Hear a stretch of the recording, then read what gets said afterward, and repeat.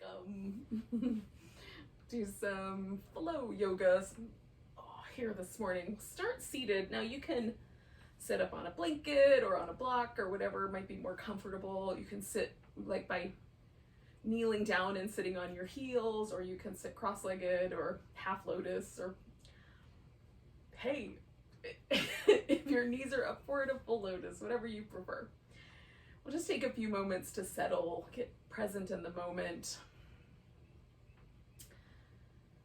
So I like to start by just relaxing. Often I'm sort of projecting forward into the day, so just kind of taking a chance to bring myself to the present, not leaning into the future with my mind. You might take a moment to just notice like the air temperature, the sounds around you, the feeling of your breath coming and going.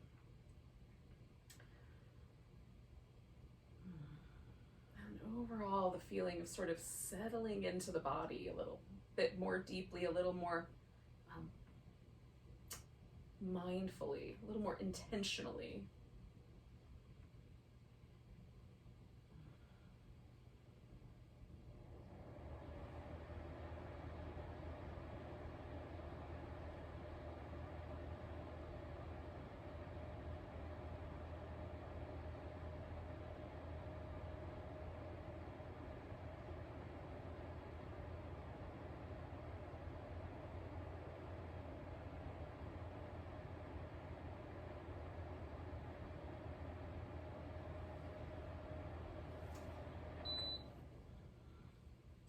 So let's drop the chin and just notice the back of the neck to begin with. And there might be one side that feels tighter than the other. Just notice. There might not be any tension at all. Kind of roll the head up and over one shoulder and then back and up and over the other. For whatever reason that's uncomfortable, you can change the range of motion. You can change the angle of the head.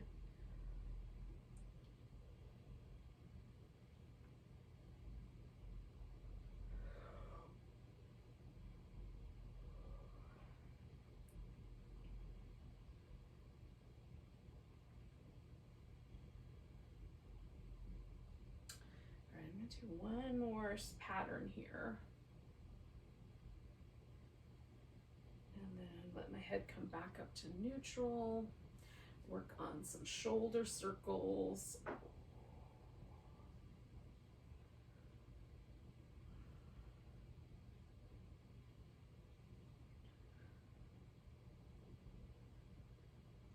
Go in the opposite direction also.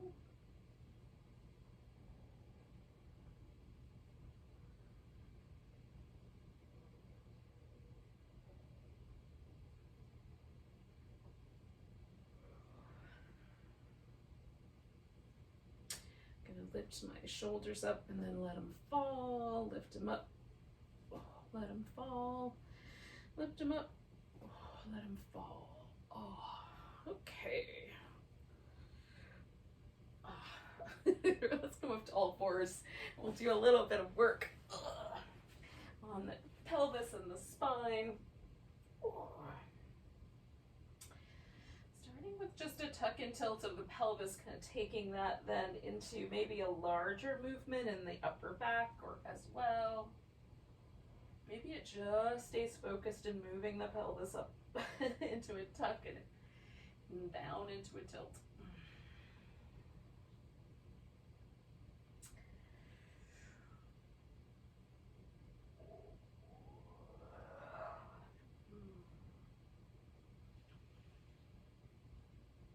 One more.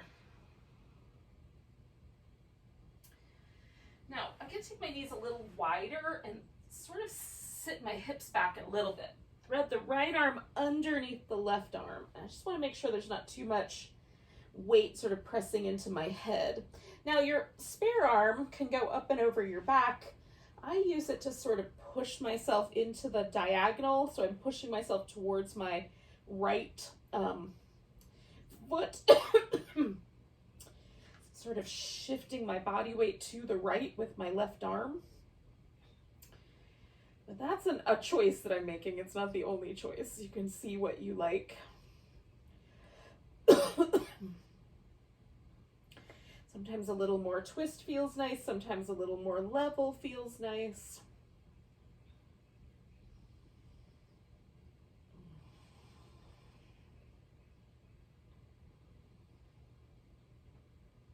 Now, this arm that's underneath me is my right arm. So I'm going to take this out of here. And as best I can, in one swift motion, I'm going to try to find a spinal balance with my right arm and my left leg extended. So I'm going to put my left hand on the ground and then sweep them out into that spinal balance, stretching between those 2 points.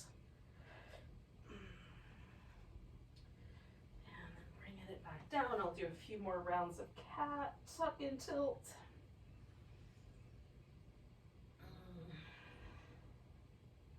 I like when something's happened on one side but hasn't on the other yet. There's the contrast between arms and hips is fun to notice. All right, so I'm going to take the knees out wide again. I'm going to take the left arm threaded under, experiment with the angles and placements, the amount of twist. Just find a sweet spot for yourself.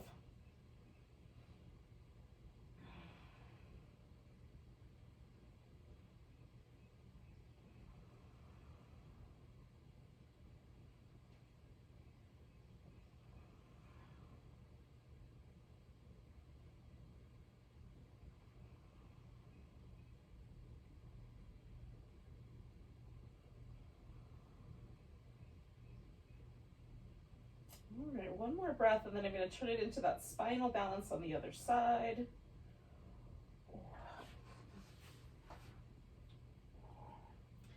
Reaching the left arm and the right leg out.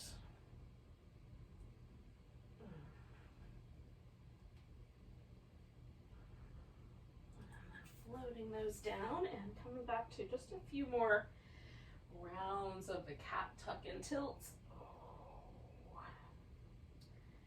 Now, eventually we're going to turn this into downward dog. So you can do that now or 3, cats from now, whenever you feel like it. You can stay in downward dog for a while and walk your feet up and down and lean side to side and squat and not. Or you can just use downward dog as a brief interlude between you standing on your feet and you kneeling on the floor. Whatever's best for you.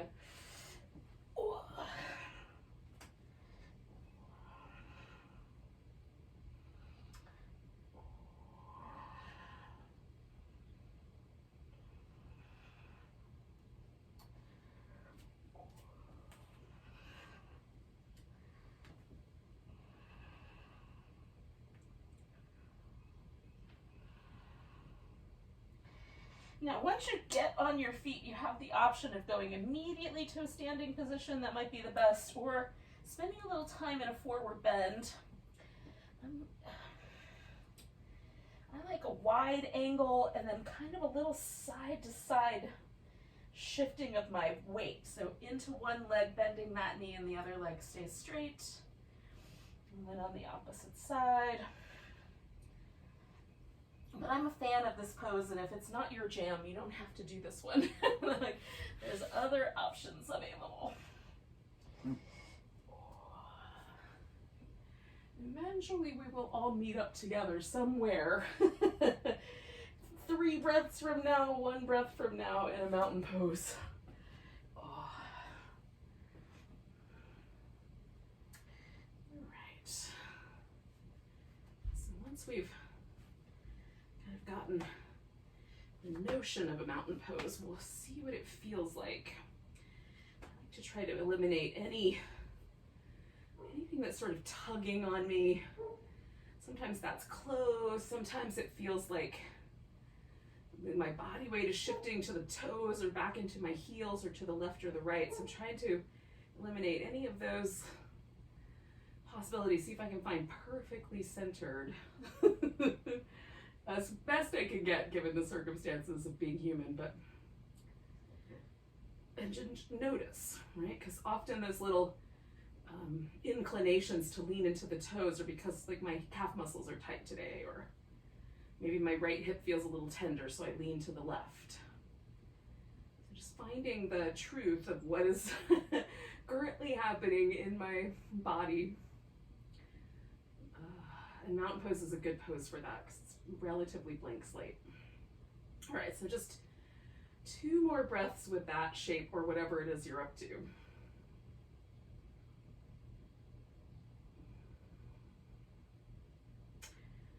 We're gonna do a simple flow to start with, and then we'll add on to it. So nice big tall stretch. We're gonna grab the right wrist, let's stretch to the left. Coming back, pick up the left foot, step out. We're gonna take a wide angle to start with. Fold forward. Now you don't have to go all the way forward. You can stop when your back is parallel to the floor. Fold in and come out if you like, or just hold the shape. I'm gonna do one more. Exhale, dive in. Inhale, come up halfway. Spinning the feet, I'm gonna take a triangle pose with my right foot as the one pointing forward.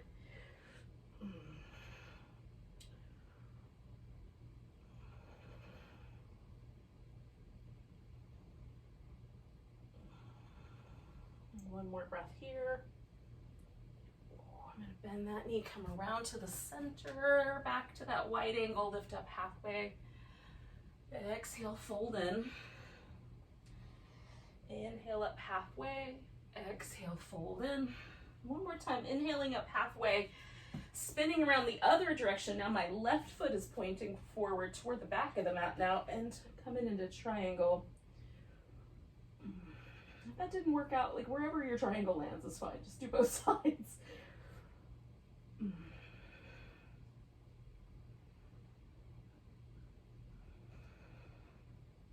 Notice the connection of your feet to the earth, taking one more breath. Bending the knee, coming around. We're gonna find that wide angle one more time. Inhaling, coming up halfway. Exhale, folding in if you care to. Inhale up halfway. Exhale, folding in. We're gonna inhale and come all the way to standing. And then with my body weight kind of shifting as best I can, I'm gonna step myself back to my mountain pose. I managed to do it mostly in one step, but sometimes it works out differently. Taking a nice big breath, reach the arms up, grab your left wrist, give a little stretch over to the right. Coming back, we're gonna pick up the right foot, step out. Once again, come into that wide angle, fold forward. Now, spin the heels in or the toes out as is appropriate spacing wise. We're gonna bend one knee and come over into a little squat. Coming through the center, bend the other knee, come over to a squat. Adjust the feet angles as needed to keep your knees happy to the left and then to the right. One more like that to the left, to the right. Now, I'm gonna spin myself around so that I'm coming back to that triangle pose. Left foot is pointing towards the top of the mat. Right foot is adjusting to follow my hip. If you're doing the other leg, it's fine. We're gonna do both.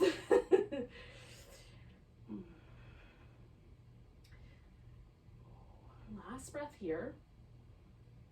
Now we're gonna put both hands on the floor and step back with that left foot to come to downward dog. You can hold that or come into plank, lower down. Find your cobra or an upward dog.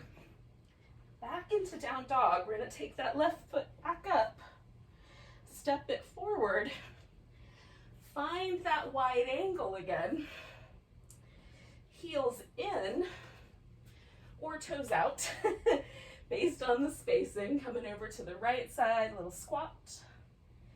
Over to the left side, little squat. To the right. To the left. One more time, right. Left. And then the right is gonna take me all the way around into triangle. Right foot is pointing to the edge of the mat. The other foot's following my hip. Nice deep breaths.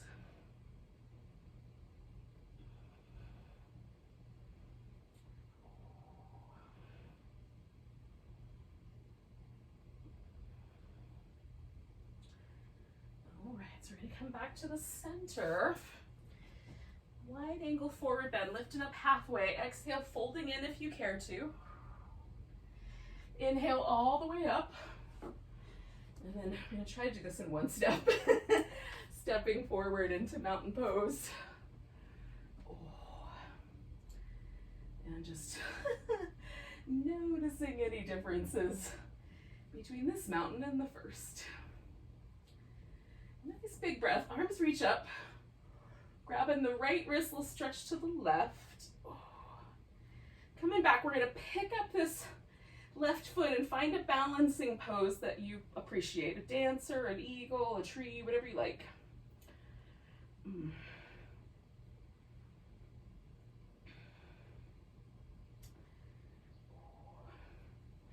Picking up that left foot, I'm gonna step myself back into warrior two.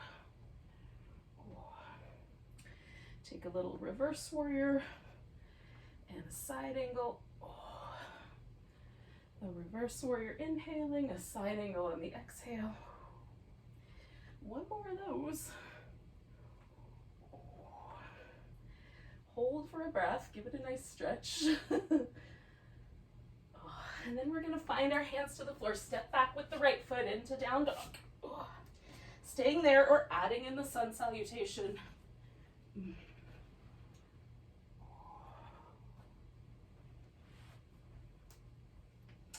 Right leg goes up. We're gonna step that forward. Find a wide angle forward bend. Inhale up halfway. Exhale, fold. Inhale all the way up. And then we'll find our way back to mountain pose. Grab that left wrist, give it a little stretch over to the right.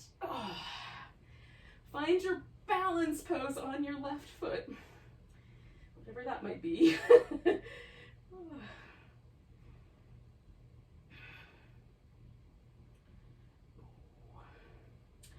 Picking up the right foot, stepping back into warrior two. Reverse warrior over to a side angle. Reverse warrior to a side angle. Reverse warrior to a side angle. Stay for a breath. Now we're going to bring both hands to the floor, step back to that down dog. Pause for a breath.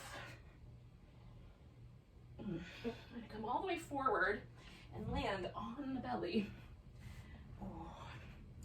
Now, palms pretty high up, close to the edge of the face or the top of the shoulder. Circle the shoulders a few times. In the other direction. Lift into cobra, broaden the chest. Coming back down, slide the hands back maybe an inch or so. Circle the shoulders. Both directions. Lifting into cobra, broadening the chest. All right, one more time. Slide the hands back, maybe an inch. Depends on your wrist. Circle the shoulders. Opposite direction. Lift into cobra, broaden the chest. Coming back down, we're going to push ourselves back up. And then take a child's pose. Maybe the knees are together, maybe the knees are wide. Give it a little side to side wobble.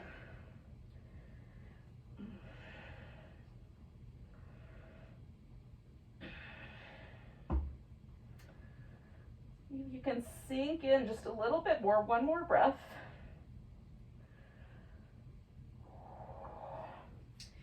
Now, we're going to tuck the toes and come up, but we're gonna do a dolphin with the upper body. So elbows shoulder distance apart or slightly less.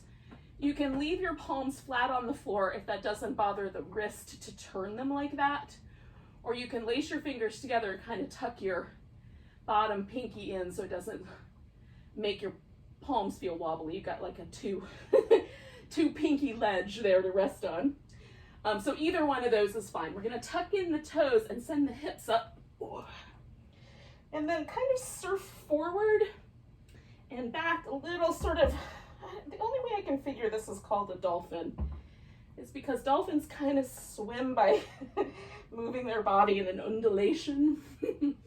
So we'll just undulate forward and back 2 more times. Coming forward and back, drawing up through the navel, coming forward and back.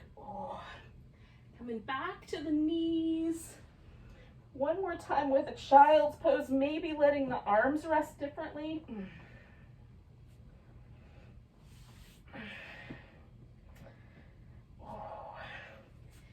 And then we'll take a regular downward dog, providing I can do that without holding my own hair to the floor. And then we'll take a moment and walk the hands back to the feet. Come up halfway, fold, come all the way to standing. So we're gonna do a little walking meditation the length of the mat, however long that is. Mine is pretty short. But the thing with walking meditation is that we're gonna try to pay attention to just the way that we shift the body from one foot to the other to step forward. We usually walk without thinking about it. So we're gonna see if we can walk a little bit like, I don't know, liquid velvet. Just nice and soft and easy. Until we get to the very top edge of the mat. And back to our mountain pose. And then just feel where that landed us.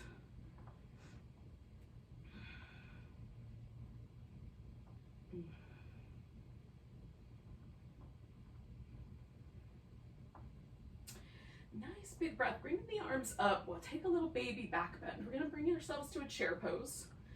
Hands to the heart. We're at a little twist here. I'm going to turn to my right and sort of sink in. Maybe that left elbow comes around that right knee. Maybe it doesn't. You can also open the arms wide.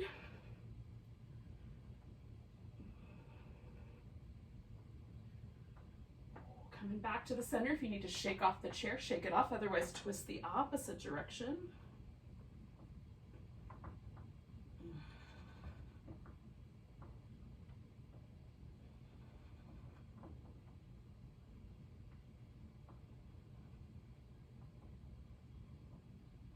One more breath. Coming back to the middle, we're going to fold forward. And as we fold, we'll let ourselves just find that forward bend. You might even shake a little bit. We'll hold it for one more breath. Now, I'm going to step back to down dog. That's going to be the launching point for me into a pigeon. But you can add one more sun salutation here by coming forward into plank, doing a cobra or an upward dog. And then once you get back to downward dog, stepping forward into your pigeon pose. So that's up to you. And I'm going to use a ton of props for my pigeon. And you might decide that your pigeon doesn't need a ton of props. You just are going to do your pigeon with just you and the floor, which is also fine. All right. So we find our pigeon pose. That lands us.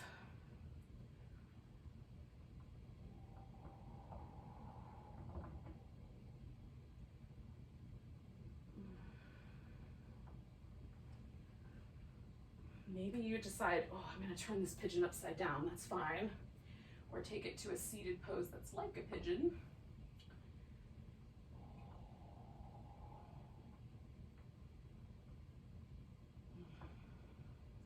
Another 30 seconds or so here.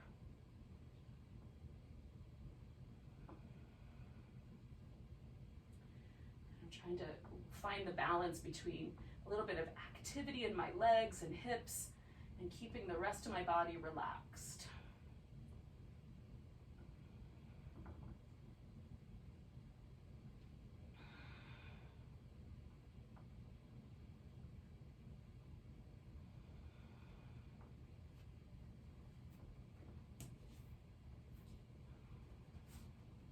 Two more breaths.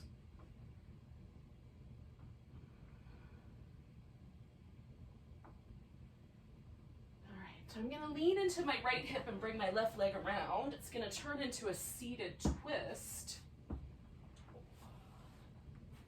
Now I'm gonna leave my leg up, but a little bit of space so both my sit bones sit nicely on the floor. If you like a more wrapped up twist, your pelvis may not stay completely level. Just do your best. And by that, I just mean whatever pose you like best. There's no goal except to experience whatever version of a twist is appropriate. Maybe it's just the neck turning. Maybe it's just the rib cage turning a little bit. I try to back off of my lower back a little and try to emphasize the twist in between my shoulder blades. That feels the nicest to me.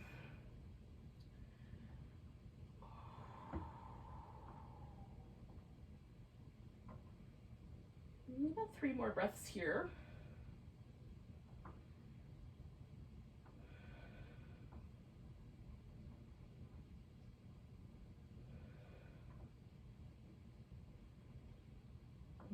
So I'm going to unwind my twist. Give myself just a second to let the twist release all the way from my spine. And then I'm going to turn this into a boat pose. So just a simple boat pose for me, but if you want to get fancier, you can.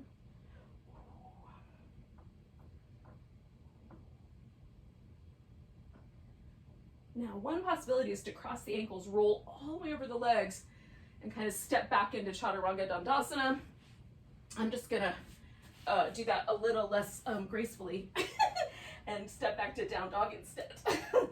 But if you wanted to finish your sun salutation, you can do it that way, and then step yourself into your pigeon on the other side. Whatever graceful or not so graceful way works out for you today. Again, I'm doing lots of props. For you, it might be less props.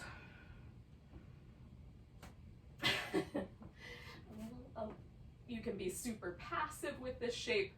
You can be a little more active.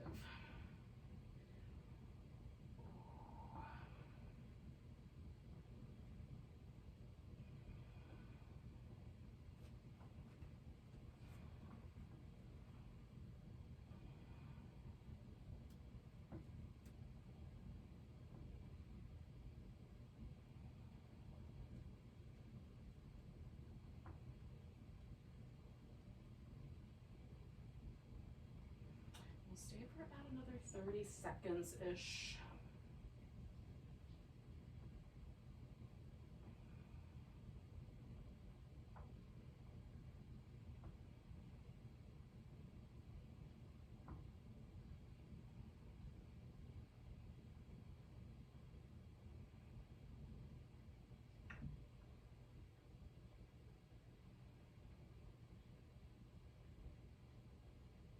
All right, let's take this into a twist. Whatever way that works out best for you. And again, kind of feeling out the parameters of a twist. What parts of your back live for twisting? Oh, what parts understandably resist it? Are there any sort of tender places today that just need extra love, extra kindness? Does it feel like you want to just lose the twist and just hang steady in the center? You could do it that way.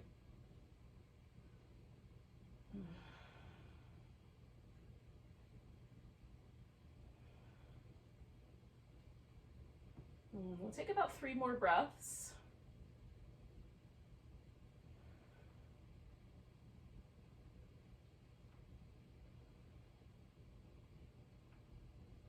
And then we'll come out of the twist, and again, I'm gonna let my back sort of lose this sensation of the twist first, and then do another boat pose. At this time, I'm gonna add a little bit of a pulsating movement, a little pulsation, a little hip flexor action.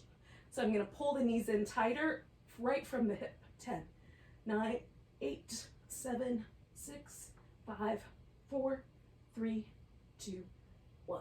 Excellent. And then I'm gonna turn this into a butterfly. I say butterfly rather than bound angle because I like a bigger shape, right? Like a big diamond.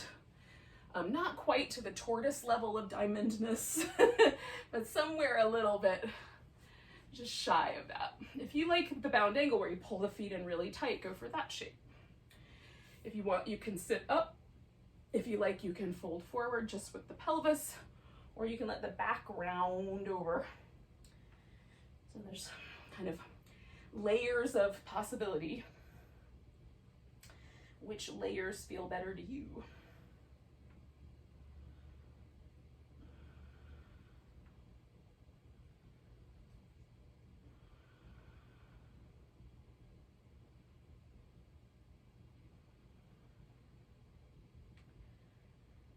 All right, 3 more breaths.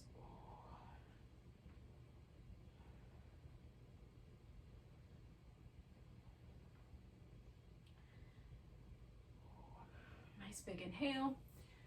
I'm gonna come all the way up. If you're already upright, then you don't have to worry about that part. You're already there. Now, I'm gonna leave my one leg in this configuration and just straighten a knee. So my thigh didn't change. I just straightened that lower leg. You can also bring the legs closer together or wider apart. I'm just gonna keep the orientation that I had. I'm leaning a little bit forward with my hip, and then I'm turning so that I can side bend over this leg and rest my elbow on that thigh. If that's not available, your hand can go anywhere. Some people can put their rib cage down on their thigh. I'm not sure where you fall in the bendy category. And you know, the question I have, especially for really hypermobile people, is does it feel good to go to the absolute fullest edge of your hypermobility all the time? I wonder about it. So my joints, even though I have the capability of putting my rib cage almost down on that thigh, they like it a little less extreme. Like my hip joint appreciates the pose more, and I say that in that it feels better when I do it this way, when I don't go all the way to the edge of my level of flexibility. I really am just trying to encourage the muscle here on my outer hip and in my lower back and the side of my waist to,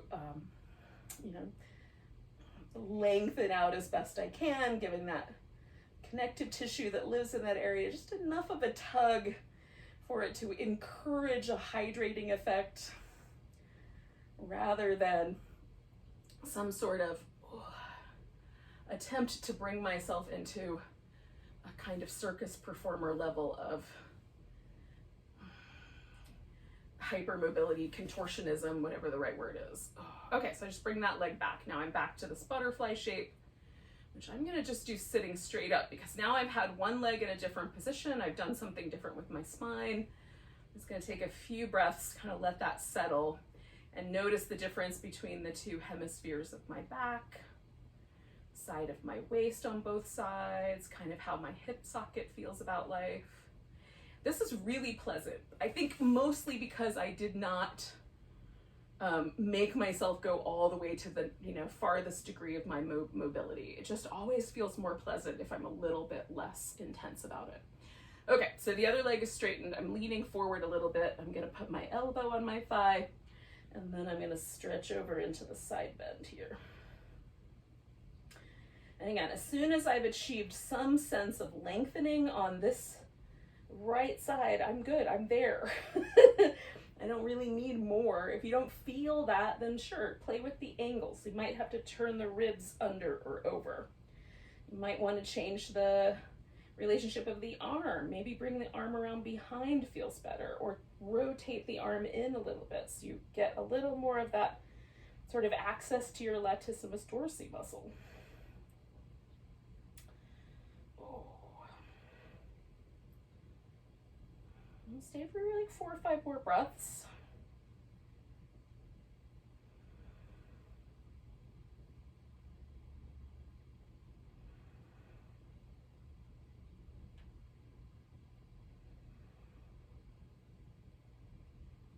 Okay, one more. Holding that in, I'm gonna come all the way up. Oh, I'm gonna bring myself back to my butterfly shape. And again, I'm just gonna pause upright because I wanna see what the fallout is. For me, my right side of my body, the right hip, the right lower back, especially this outer part of my hip, always feels a little tighter than the left hip does. Sometimes my left hamstrings feel tighter, but that might be a compensation for the fact that I often shift my weight probably away from my right hip when I'm not paying attention. All right, now I'm gonna go out to the legs being out like a V again, basically the same distance. My thighs are in basically the same place. I've just changed the relationship of the lower leg bone to the thigh. I'm gonna fill in the gap under my knees because that feels better to me. If you ever get like knee trouble when your legs are in a straight forward bending position, it might be because there's a hyperextension. Fill in the gap under your knees and see if that helps. All right, so my pelvis tilts forward in this shape. It'll tilt until basically my elbows touch the ground. I'm not gonna go that far, but it will. Some people's pelvis tilts so far forward, their chest will rest on the floor. Some of us, the pelvis tilts back in this position. And so the options are to bend the knees more, elevate the hips more, or lean into the backward motion. Maybe reach the arms back, lift the chest, do like a little kind of seated camel shape. So you can, work with whatever your anatomy is willing to give you.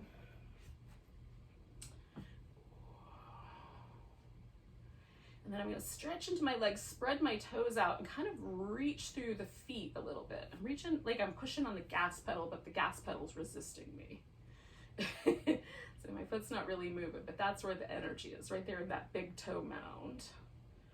And by activating the legs like that, like lifting my kneecap and pressing out through the feet, I get a lot more ease in my lower back and hips to find this forward bending shape. See if that's true for you. It may not be. For the most part, human bodies are like on the basic level built mostly the same. There's some exceptions to the rule for sure. Mostly the same, but when we get into the details, the little nitty gritty, every human body is unique.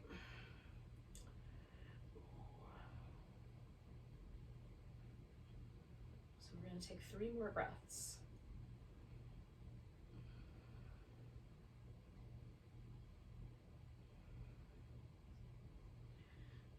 Come back out of there. I'm gonna bend my knees. I'm gonna adjust everything.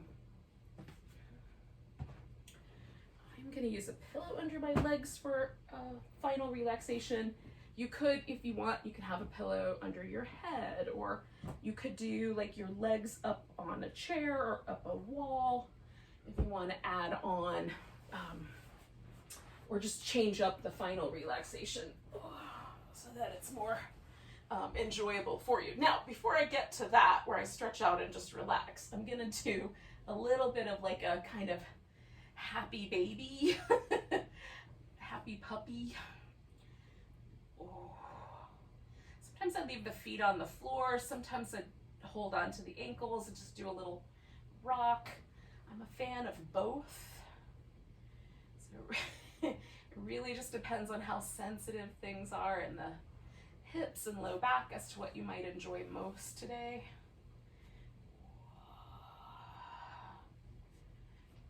I'm gonna kind of stretch out the legs and then shimmy right there at the hip socket just to release any tension or pressure there. I'm gonna take my shoulder blades and kind of draw them out and down. So like I'm trying to bring them out to the edges a little bit, and then just let my arm bones find whatever is the comfortable spot once I've done that. That makes my upper back feel really broad, and it relaxes a little bit of like some of the tension I carry around my neck and throat if I try to keep my arms too close to my body.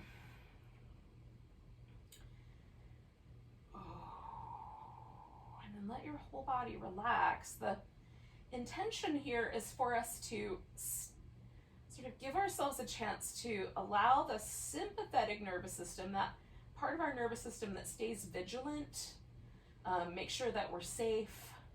We're going to let that kind of slide offline a little bit because we're just laying here now, so it doesn't really need to protect us probably. And then sort of slide into the parasympathetic nervous system, this restful, peaceful, this is our creative zone. It's the zone where food digests appropriately. Our nervous system is allowed to reset itself, repair itself. So can we, almost as if we're sort of easing the seat back or sliding into a nice hot tub, can we just let go? And let the attention come away from the front of the brain and come to the center and the back of the brain. And let the throat and the root of the tongue and the upper palate relax.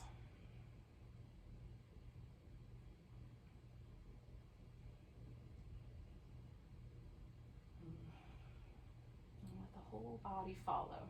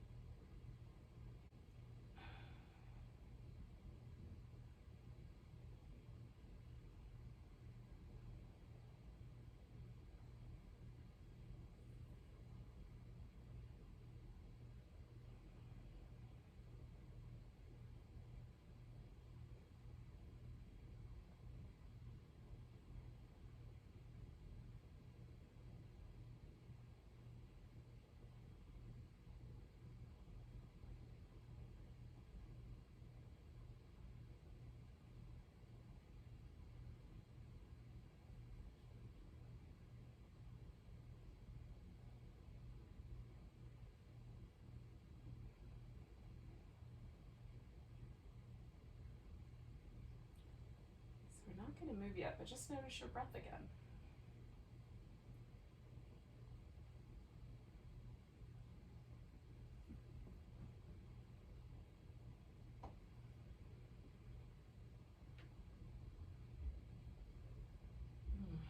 And when you're ready, you can start to wiggle your fingers and toes, and wrists and ankles.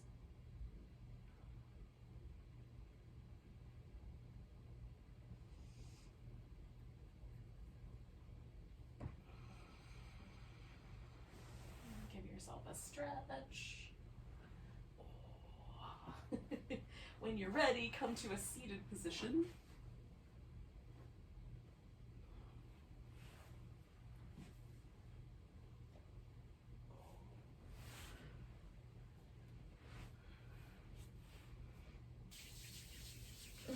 Thanks for joining me for some flow yoga. Let's take a big old breath together. Nice big inhale. And a sigh. Enjoy the rest of your day. Namaste.